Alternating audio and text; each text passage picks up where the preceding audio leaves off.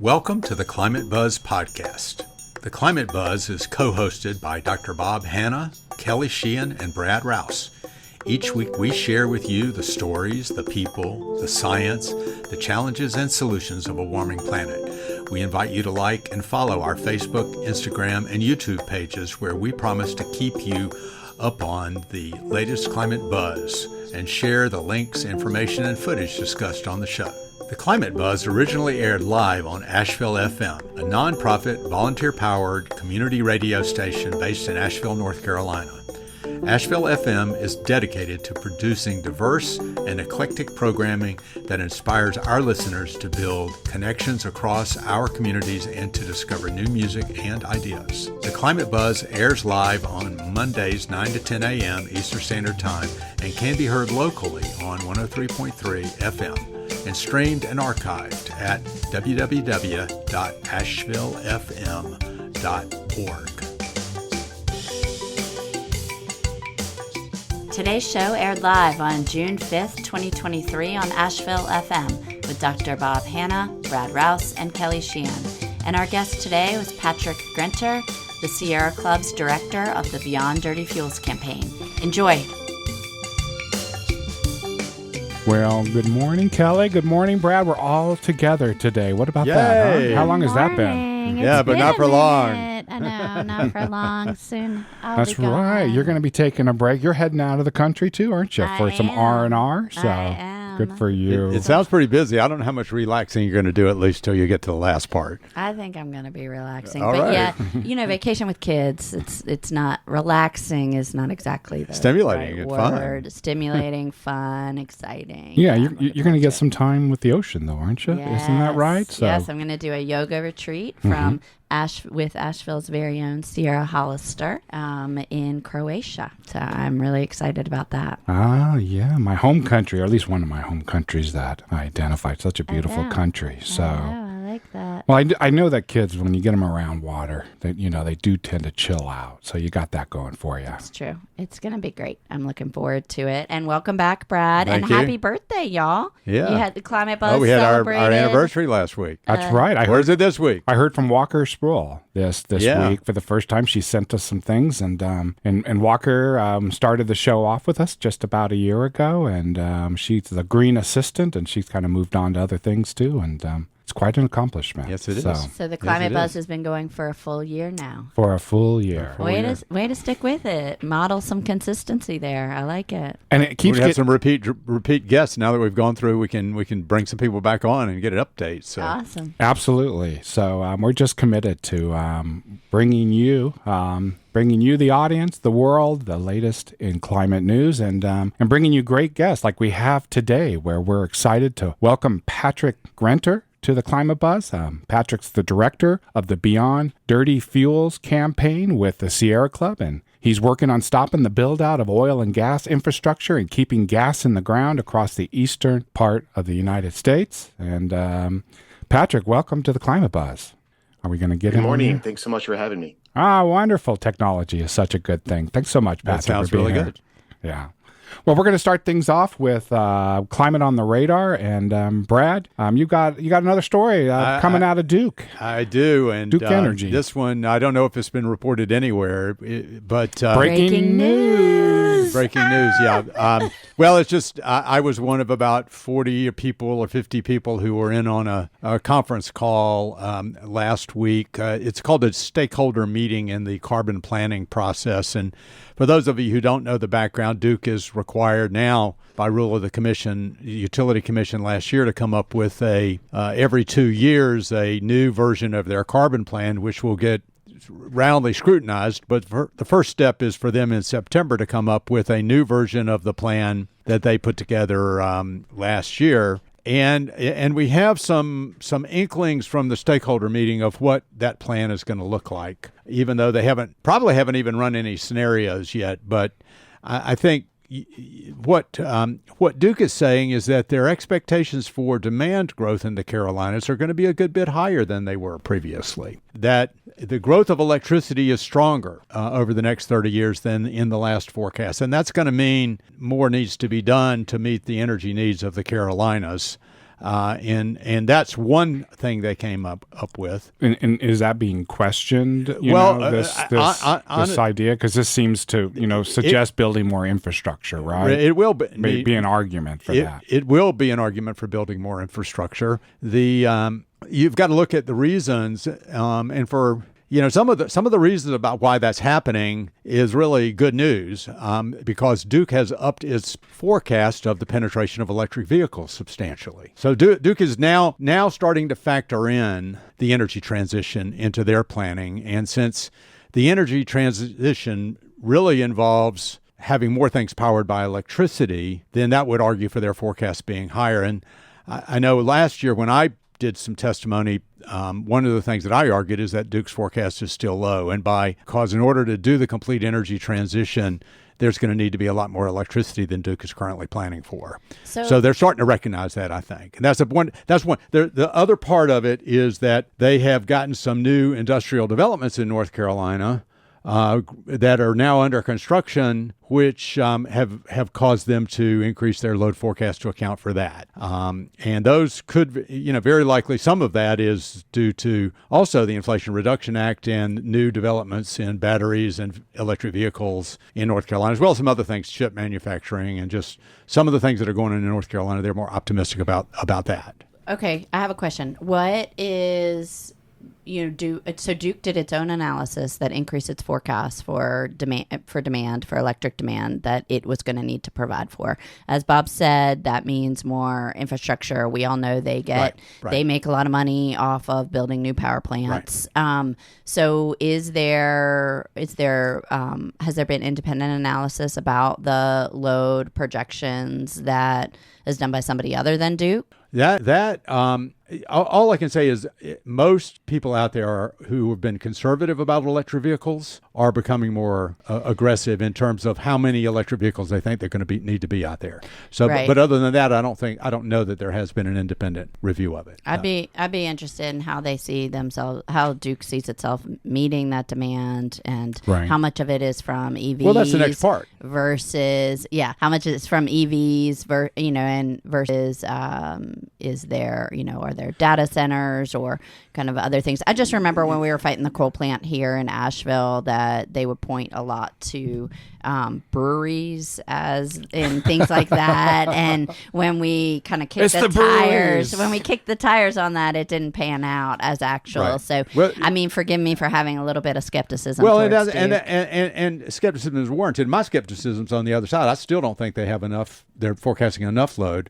Because by the time we convert all electric vehicles and all industry and all heating to electricity, there's going to need to be a lot more infrastructure to supply that. Here's the thing, though. Well, there's another part to this that it is not just the demand growth that's gone up. They've also hired a consulting firm that they've used for years, Astrape Consulting. They do analysis of how much capacity that Duke needs.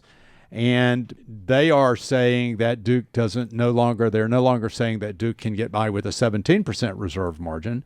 They now say, due to the amount of solar that's coming into the system, that they need a 22% reserve margin. No way. So, that's going to get fought. I think that's going to be the thing that's litigated. I question just that whole range, but that's 5% of their demand right there that they're saying they need to serve more than 5%. More than what they were saying before, because they're going from 17 to 22 is that's a lot of power. So let's explain that for a minute. And so what that means is the redundancy, so that if a power plant goes out or if a line goes down, that they have backup. Or if the sun isn't shining or the wind isn't blowing. I mean, that's as you get more and more renewables, that's also becomes a factor. And that's what they pointed to. I think we would have to have a lot more adoption of solar for that to... Well, in order for it not to be a power plant. And also what we now know is there's other ways we can store power with batteries, with pumped storage. But that reserve margin can be met by batteries. That's what I'm saying. So they can get the 5% by having more batteries. Right. Yeah, and better batteries. So this becomes an argument for them buying more batteries. The thing about it is Duke's still, unless somebody changes the law, they've still got to meet their carbon reductions. So even though they anticipate the demand for more power, they don't have any room. They can't provide any more of that from carbon-producing facilities.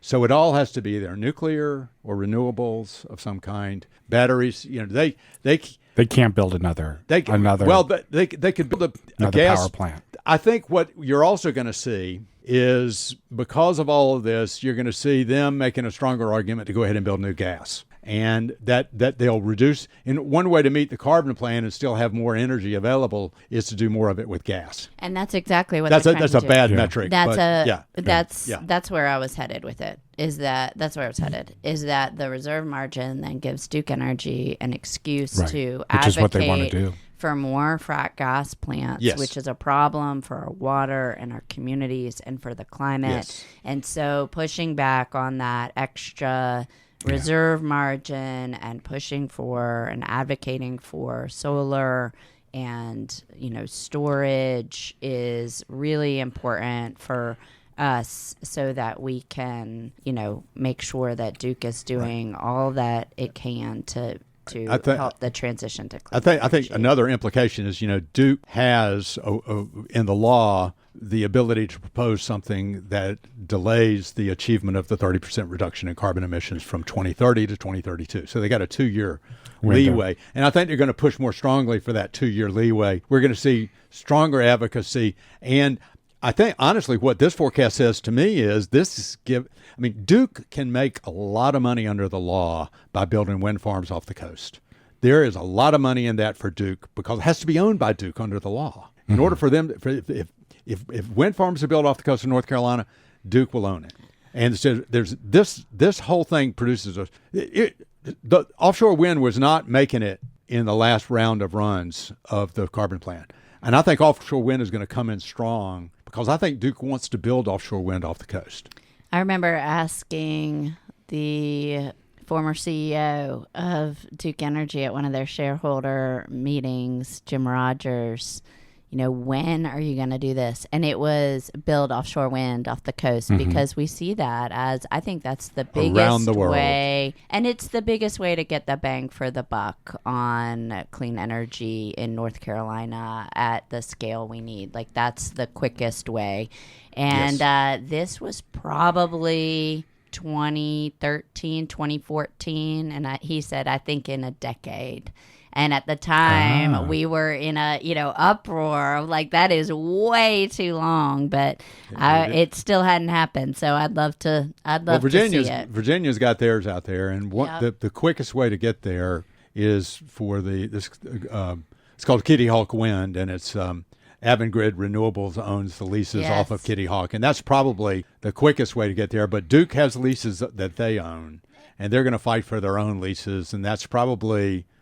But under the law, Avangrid would have to sell the facilities to Duke because Duke's to own everything except about half the solar. They don't have to own half the solar, but everything else in the system under the law, Duke gets to own. So they're going to make I think Duke ends up making more money off the carbon plan than they do off business as usual. Well, that's a good strategy, right? It's a good strategy. Help remind them, even though it's kind of weird that the law is written in this way, but at least it's a motivation for them to move toward renewables. Right. No, I think they have a strong motivation to move toward renewables. I think the thing that holds them back is the concerns of their operations people that nobody's really run a power system, a full power. Well, I say nobody, but there are not a lot of power systems out there that are really dominated by renewables. At this point in time, other than the hydro-dominated systems, which we don't have that much hydro here. But hydro is something where we know how to run a system on hydro. Some of the first electric systems in the country were just hydro, so we know how to do it. Yeah. But it's this they're used to operating the system in one way or another. That's a deep patch of weeds to get into.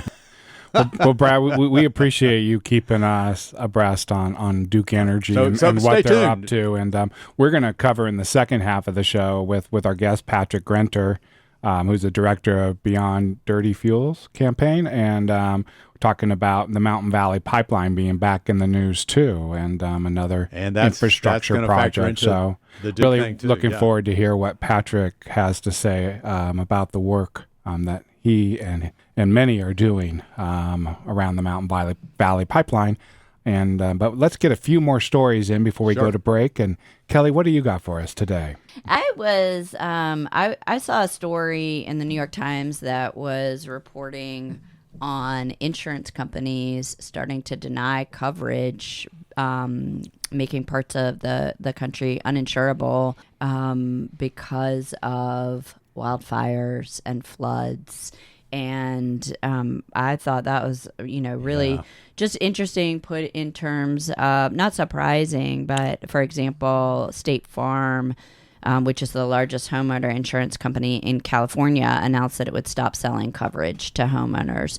So that's not just in the wildfire zones, but that's everywhere. And this is, something that is really monetizing the risk of insuring in places that are susceptible to the climate crisis more so than others, that they've made a financial calculation that the risks of the climate crisis mean that there's not an upside. If you choose to live in certain areas, then you may not have. On you. It'd be on you if you experience damage from wildfire. I would probably frame it. Flooding. Yes, but I would probably frame it a little bit differently because I think that the choice of living places is something that those of us with more affluence kind of think of. But if you're in if you're not in a position to just up and move or to think about, what community you're living in as a choice, if you don't have that kind of mobility or access to capital to move, then, you might be in a place that is no longer insurable and be left with a pretty significant risk and a financial risk of losing your home and not getting coverage for it. And in many of the places, as we've talked about before, many of the places that are most impacted by the climate crisis are places that haven't had the largest contribution to it. Right? So you live in somewhere where you're bearing the brunt of the fossil fuel industry, low-lying areas of Louisiana, for example, or Texas, and are living with those kinds of storms. If those places also become uninsurable, you're kind of getting, that additional impact for your life and your livelihood. So you're bearing the pollution impact and then also the financial risk. Right. I wonder if some of these, and what do you think about this? I mean, Florida's been dealing with this for a while, and many of the private insurance companies have already pulled out of Florida, and the state government came up with a plan that backstops and creates, I don't know the details of it, but kind of creates their own insurance because they knew Florida wasn't going to work if it was just left to private insurance anymore. I wonder if the other states that are affected by this are going to pull a Florida on us, or are they just going to ignore the problem? Pull a Florida on us. Let's hope they don't pull a Florida in lots of ways. Florida is really in a bad sitch right now, we could say. But I was seeing that too, that Florida has they have a state mandated company that provides coverage for homeowners that couldn't find private insurance. Socialized insurance is what it is. God, Florida. Let's start talking about Florida as socialized. But that's what it is. That. Yeah. Call a spade a spade. You got a story there? I do. I got one story. I'll make it quick, and then we're going to move on to break. But this is a science story. And I love science. And new research has just come out. This had been modeled before, but now they're actually getting real-time tracking data to understand how climate change is affecting our upper atmosphere. So we think of our atmosphere as kind of divided up into 4 different layers. That we have kind of the layer that we love and know so well is the troposphere. Oh yeah, and this is about 6 miles up, and it's the most dense of the 4 regions of the atmosphere, but the least volume, meaning it's the smallest of the area. And then that's about the height of Mount Everest, right? I mean, about 6 miles up? Yeah, I think that's about the same as 29,000 feet. So that'd be about 6 miles. So Everest is like it. Just think of that as the top of the troposphere. And then, we get into, the stratosphere, which is about 50 kilometers in size, followed by the mesosphere, which is at 85 kilometers. And then we get to it looks like I just... Whatever it is out there, it's really thin. Yeah, and well, I just seem to have deleted it in trying to do it, but it is between, our highest one is between 500 and 1,000 kilometers is the biggest one. And wouldn't you know it, that by they believe it is caused by human activity beyond a doubt, which we're getting a lot of research right now about that, right? That says, the data that's coming in right now is, unequivocally human caused. And with the CO2 on the rise in our troposphere, it is actually cooling our upper atmosphere. Right. And they have demonstrated this now. Almost 2 degrees Celsius is colder. And so what's that?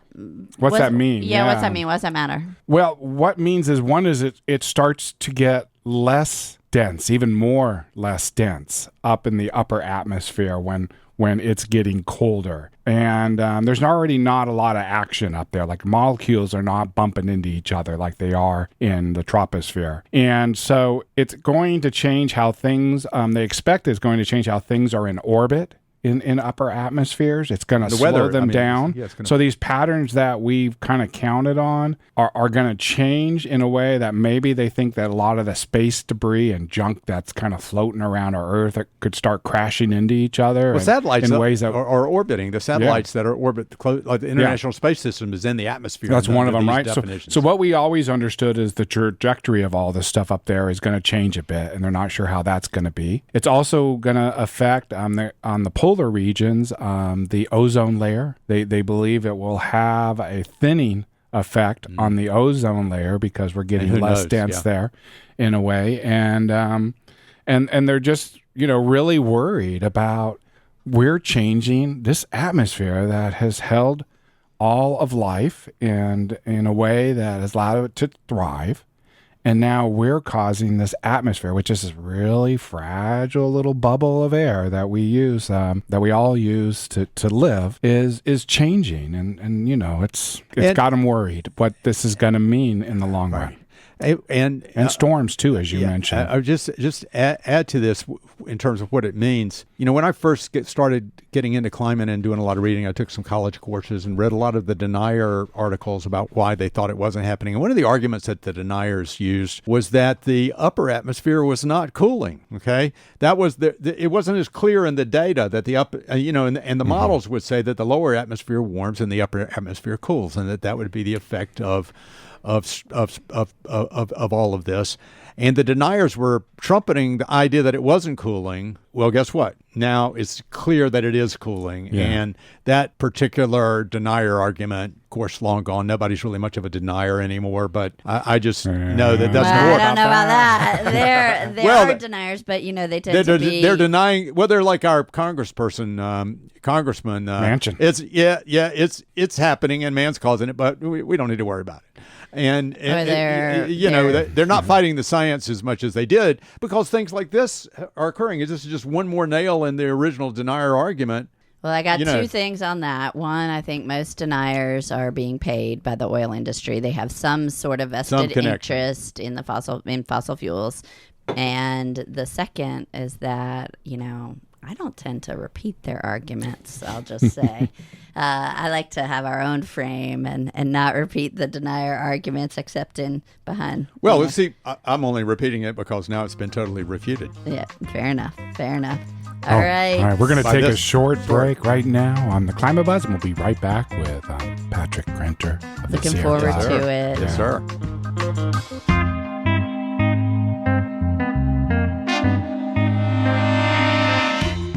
We're here today with Patrick Grenter. Patrick, I'm so excited to have you on the show. Patrick is the director of the Sierra Club's Beyond Dirty Fuels campaign, which is working to stop the expansion of the oil and gas industry, address the climate crisis, and advance climate justice. Patrick has been in the movement for 15 plus years. Coming on 15 years, yeah. 15 years. He's the former director of the Center for Coalfield Justice, working to empower communities that are living on the front lines of coal mining in Appalachia, and has a long history in environmental issues. And including a law degree that enables his activism and skilled communicator and running a big campaign shop at the Sierra Club. So we are excited to have you here to talk with us today about the Mountain Valley Pipeline. We wanted to bring you on in particular because I know you've been leading in this fight for a long time, and we were so devastated to see that when Congress last week passed a bill that increased the debt ceiling, that along with that came a terrible provision to greenlight the frack gas Mountain Valley Pipeline stuck inside that bill. And so we wanted to take a minute to talk more about Mountain Valley, and that's why we brought you on today. So thanks so much for being here. And tell us. Good morning. Good morning. Yeah. Tell us a little bit about you. Tell us a little bit about what happened last week. Sure. Yeah. And I think devastated is the right word, right? And all the different waves of feelings and emotions that have been coming since the events of last week that we're going to talk about. I also want to just, thank you again for that kind introduction. I'm so happy to be here. And I can just say here for your audience that there's been few people, there's been no one who's been more important for me in my career than you, Kelly. And so I'm just thrilled to be here with you today. And it's a dark day, right? We have to call it what it is. I think last week was a bad week for our democracy. And what I'm talking about is, the congressional Republicans, particularly Speaker Kevin McCarthy, Speaker of the House Kevin McCarthy, leading our country to the brink of default and refusing to extend the debt ceiling to allow this country to pay its debts, pay its bills on time. And in doing so, negotiated a deal, basically held this country hostage, held our economy hostage, held our credit rating hostage to advance the goals of fossil fuel executives across this country. And one of the key ways that manifested itself was through the inclusion of the Mountain Valley Pipeline in the eventual deal that that was struck between President Biden and the congressional Republicans that was ultimately passed through the House and then through our Senate. And the president signed the bill over the weekend. And so what that meant for particularly Mountain Valley Pipeline was quite frankly unprecedented in recent American history in terms of a workaround that, was basically an early Christmas gift for fossil fuel executives from West Virginia and Pennsylvania in particular. Well, Patrick, so I'm going to talk a little bit about what Mountain Valley Pipeline is, if that would be helpful at this moment. I think Bob had a question. Well, I just wanted to mention too, and is Joe Manchin is in the thick of all this, right, Patrick? As kind of the key player who is kind of driving this too. This is not the first time that we saw an attempt that we're going to talk about what it was here in terms of pushing through this pipeline from Senator Manchin and some of his backers. But this was, this is a pet project for him. And you're seeing him, going on an effective victory tour with fossil fuel executives over the weekend. That I think really just told the true story about what was here and what this story was about and what their motivations were. Patrick, wasn't there some kind of a promise last year to Manchin that this is the fulfillment of? Maybe it's a Biden promise to Manchin? Because he signed on for the IRA. I mean, that's what I hear. There's been pretty consistent reporting on that. What the exact details are is not exactly clear, but backroom definitely. Right, definitely backroom. And this was all tied to the passage of the Inflation Reduction Act. And when that passed, I'll just jump in for a quick sec. And when that passed, that was reported that this was an agreement. But as I recall, when that happened, many of the Democrats said, well, we didn't agree to that just because Joe Manchin negotiated that behind closed doors, because at the time he was holding up the Inflation Reduction Act and this historic investment in climate. He was holding that up for Mountain Valley Pipeline, couldn't get it into the deal. And so it was being reported on as a side thing that would come later. And I use the term we almost always, meaning the big climate movement and coalition that has been built, stop that deal from going through as part of the budget bill. And then here it popped up again in a very last minute fashion. So tell us what happened, what was included here for the pipeline. Sure. Yeah. And we stopped this deal multiple times before. That showed the power of our movement. And I think, unfortunately, congressional Republicans and Joe Manchin learned about that. And so what became clear is that, building in through just the weekend of Memorial Day was when this all jumped off. Like I said, this debt ceiling crisis has been ongoing for months. It's been in the news.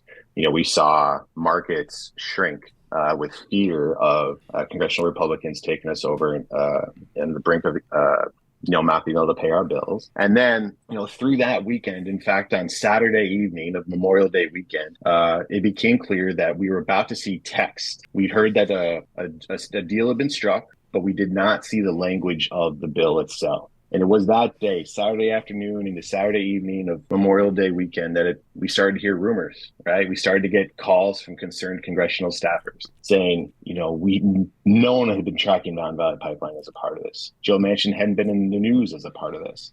This had been seemingly not necessarily a clean deal, but at least a deal that we were going to be able to support. And then everything changed. And it turned out that Mountain Valley Pipeline being greenlit was a part of that deal. And then when we heard the details, it just became more and more shocking. And so this is a 300-mile frac gas pipeline that would go from West Virginia, cut through the national forest, impact communities through taking land, through old farmland, through use of eminent domain, through cut through the national forest, water crossings across multiple states, hundreds of water crossings, and impact endangered species. And so this has been opposed for almost now a decade from communities all along that route. Took some 5-6 years to get Senator Kane to oppose this thing, but he has been opposing it from Virginia, and maybe we could say opposing the way in which Manchin wants to go about doing it. So that's what I wanted to ask you about, because it keeps violating Clean Water Act, Endangered Species Act, and the language in the bill mandates, tell me if I've got this right, mandates the federal agencies to give permits. And as I understand it, the whole point of why we have federal agencies and the Clean Water Act then, requires certain things of the EPA or of the Army Corps of Engineers or the U.S. Forest Service, and that Fish and Wildlife. And those agencies are charged with looking at the proposals for infrastructure projects and making sure they don't violate drinking water standards or erosion of our streams and rivers or endangered species, etc. And so by mandating that the agencies put forth permits for Mountain Valley Pipeline, approved permits for Mountain Valley Pipeline, how is that legal? Well, that's what I was talking about, Kelly, when I talked about this being a bad day for our democracy, right? Yes. We know that there's a separation of powers. This is middle school civics. This is elementary school civics. We have those separation powers for a reason. Congress does not have hydrogeologists on staff. Congress does not have scientists, really, of any specific expertise like you're going to see in the administrative part of their government on staff. And so they should not be evaluating the impacts of this pipeline and then condemning communities along the pipeline's route to live with the implications of those decisions. What this was, it was an end around. This was a green light to try to avoid meaningful accountability for this project. And you touched on it, and I think it's worth talking about the scale of the decision here. MVP is a climate disaster. It's a nightmare. It is a 42-inch pipeline. It would transport more than 2 billion cubic feet of gas a day. Those 2 billion cubic feet are coming out of fracking shale fields from West Virginia, from Pennsylvania, from Eastern Ohio. So the impacts are beyond just those. It's even more than the 300 miles that we talked about. It is a climate disaster. When I say that, it means this is the yearly equivalent. The gas emissions from this pipeline is about 19 million passenger cars. It's almost 25 coal plants. Now, it is that about the one?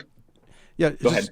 When you say that, are you incorporating the leakage from the fields and the pipeline, or just the carbon emissions from burning This the is gas? this is yes, all of that. It is from Okay.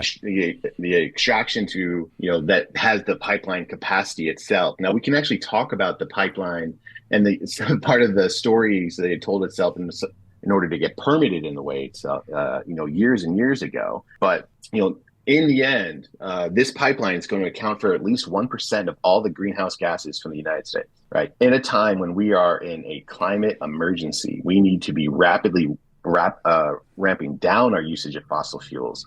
This pipeline makes no sense. It's not needed. It's dangerous. And, right now we saw from Congress, they saw that they could not complete this pipeline legally. And so they changed the law. And that's what this is. Normal people, if you don't get to avoid going to court if you break the law, let alone if you break the law more than 400 times on water quality violations, let alone if you've tried 8 different times to have permits issued to you that then are thrown out by courts because they're faulty and short-sighted and trying to take shortcuts. And ultimately, that's part of what is the issue here, is that this is a pipeline project that is sought to avoid and evade public scrutiny from the beginning, because they know when they have to stand up to the light, face the facts, and tell the story of what they're doing, they cannot pass muster. Mm-hmm. Yep, Patrick. So they found their friends in Congress to try to change the rules for them. Yeah. And my understanding is that this kind of what has passed says that that they no longer have to go through the 4th District Court, which has repeatedly said these are in violation of the Clean Water Act and other concerns, and that now if there are going to be any questions, and it's not about the permitting, it's going to go through the 9th District Courts. Is that correct? I think it's the DC Circuit. The DC Circuit, where they think maybe they're going to get more favorable rulings, and it limits what the DC Circuit can actually rule on. Is that right? Part, I'd love to hear you talk about that too, Patrick. I felt what the legal options are, right? What on earth is that, where you can just handpick which court you go? They can just legislate which court system, right, and take it out of the ruling from the judges that upheld the Clean Water Act and sent Mountain Valley Pipeline back to the drawing board. And so now the new law cherry picks the court that will hear any decisions. That seems wildly dangerous precedent to me. It is, but people can pass any kind of law they want, and the only check against it if Congress passes a law and it's signed by the president is the Supreme Court, and you know about the Supreme Court. Yeah, which I think is also very they can calculated. do anything they want. I think it's bottom line. Which I think is very calculated, and I think it's a very dangerous precedent. Yeah. And I'm going to be mindful about how we talk about this, because, again, I'm working for the Sierra Club, and we have a number of active litigation cases related to this pipeline. And I want to see, we're still evaluating our options at this point and making sure that we're proceeding in a way that best advances our goals. Is there an option in state Virginia courts to or is that already not a fruitful avenue for trying to stop? I mean, probably. I think what Patrick's saying is we can't talk about potential. He can't talk about potential litigation and such. So probably needs to kind of take a different tact here. But I'll say, I mean, the bill itself does say that the permit decisions are exempt from judicial review. Right. And then any challenges to the law that is exempting those permits from judicial review has to be heard in the DC Circuit.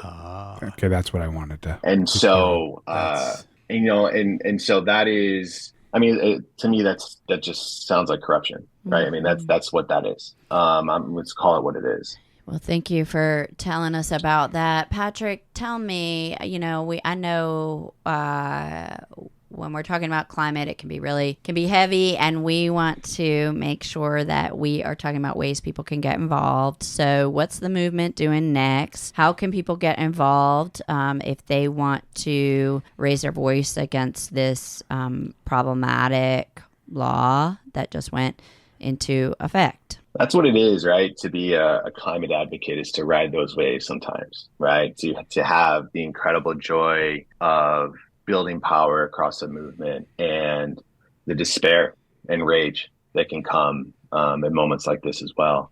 And thankfully, we as a movement have proven ourselves pretty effective at expressing those emotions and build a sense of community.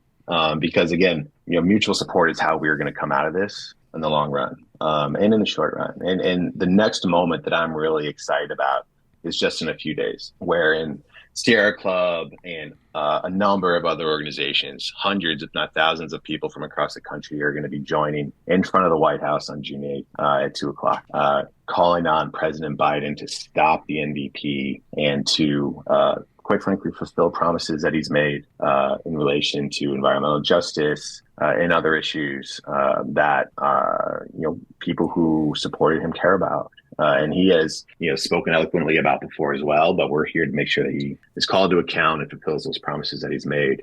And so there's going to be folks from across the country, folks from across the pipeline who are going to be there sharing their stories, calling on President Biden and congressional leaders to, recognize the scale of the climate crisis that we're in and take actions that are needed in order to stop this climate crisis that we're in. So this is going to be a place where if you're feeling those outrage, you're feeling anger, you're feeling despair, come be with others at that space at that time. It reminds me of, when we gathered around the White House when President Obama was in office to say, we're done with the Keystone. We don't want it. And I remember there was something, like 4 or 5 layers of people that surrounded all the way around the White House. Yep. And, and there was also, the civil disobedience and arrests that took place in front of the White House as part of saying, we don't want this Keystone pipeline. And and in that same time frame, there were several large climate marches that took place in New York, 400,000, over 200,000 in D.C. a year or so later. Mm-hmm. And it seems to me that the climate movement has kind of, maybe it's COVID related in that, but we haven't got together in large numbers in a long time to kind of signal just how popular this is in wanting change and shutting down pipelines. There was the please remind climate strikes. The youth climate strikes have happened since those big marches. But COVID and we haven't had a huge march like that. But I think that we have seen more and more people increasingly being involved in the climate movement. And I really do anticipate that this could be a summer of a lot of direct action on the Mountain Valley Pipeline. I mean, here we've got people that have mobilized for almost a decade, 9 years, and built coalitions with people that were fighting the proposed and won on the stopping the Atlantic Coast Pipeline, and with other people that are in solidarity with other folks who are fighting the expansion of the fossil fuel industry. I think that, there is a time where direct action is literally the point, the last kind of front point of action before you stop a project. And I would anticipate that that's what we're seeing. There are coalitions that have been working across Appalachia now on this one for a long time. So I'd say stay tuned. It might be something that we're reporting on throughout the summer. Yeah, I think it's going to be a great opportunity, again, as unfortunate and as awful as this news is, bring a lot of different people together, not only to say no to the Mountain Valley Pipeline, but to usher in a new green era. Absolutely. And specifically to raise up the part that we undercut all the tremendous ground that we're gaining on solar and wind and clean energy. We undercut that if we're also expanding oil and gas infrastructure. That has to be part of the climate solution, is in weaning us off of fossil fuels.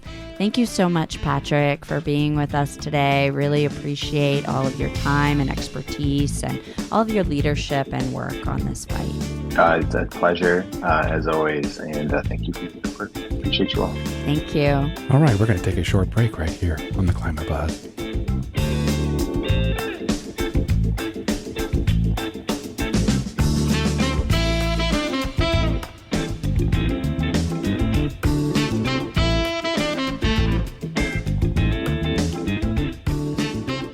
Well, Brad, I hear you might have a green tip of the day for us. Yeah, I do, and it really just relates back to this other discussion. And the Mountain Valley Pipeline, which is a tragedy that it's gotten this kind of green light and support, and it's understandable that people feel helpless. And what occurs to me is there's a couple of things you can do. I mean, one, the earlier story that I brought up was this Duke Carbon Plan, and one of the elements of the Duke Carbon Plan is building gas up in the northern part of North Carolina, and they're talking about connecting to the new pipeline infrastructure, and that being one of the things that makes it a lot easier to justify. If the Mountain Valley Pipeline is built, they build a little connection down to Roxborough, North Carolina. They fire up a big gas plant down there, and off you go. Otherwise, it becomes hard. And that was very much part of the Carbon Plan hearings. So fighting against that locally, there's a pipeline up there, but we don't have to necessarily hook into it here in North Carolina. That's one area of just being involved and staying tuned, and when the time comes, making comments. The other is well, I think it's so important, Brad, that we all have a stake in this, right? It doesn't matter if you live in this area or not, but certainly North Carolina is projected to see the actual Mountain Valley Pipeline. Right, we're projected to see the gas used, and the other thing that I would say is that do whatever you can to reduce your gas consumption. Don't buy gas appliances. If you've got the opportunity to electrify, where there are lots of opportunities to electrify your home, then electrify your home, because all of that gas in the end is having the same climate impact. And if we can reduce our use of gas, then there won't be the incentive to build this pipeline or to build new pipelines beyond this one, because nobody will be buying this stuff. And I think it's illustrative. Basically the green tip is get gas out of your life and electrify to the extent that you can. Put that in your plans, because realize it takes money. There's some help over the next few years to do it through the IRA, and see what you can do about that. And it'll save you money too. Wonderful. Well, thinking ahead to next week, I'm working on a guest for our show. I got the Mountain True magazine that they put out, and they just came out with the water report for this whole region, where they've taken a look at how the different rivers and streams are doing. So I'm going to reach out to Mountain True, and if you're listening, Mountain True, expect a call from me to see if you can join us on the Climate Buzz next Monday. So, well, thank you. I'll be missing y'all next week when I won't be here for a couple of weeks. Thank you. And I look forward to joining y'all in the hot, muggy summer when I'm back. Thanks for listening to the Climate Buzz podcast. If you enjoyed the show, please share with your friends and find us on Facebook, Instagram, and YouTube, where we promise to keep you up to date with all the climate buzz. We want to acknowledge and thank Asheville FM volunteer Mike Engel for his time and effort in producing and uploading the Climate Buzz podcast every week that allows us to reach more people who are concerned about the unfolding climate crisis. We invite you to check out Asheville FM's website, www.ashevillefm.org, where you can listen live, check out the Climate Buzz page with archives of our latest shows, as well as have access to all the Asheville FM radio programs that inspire our listeners to build connections across communities and to discover new music and ideas.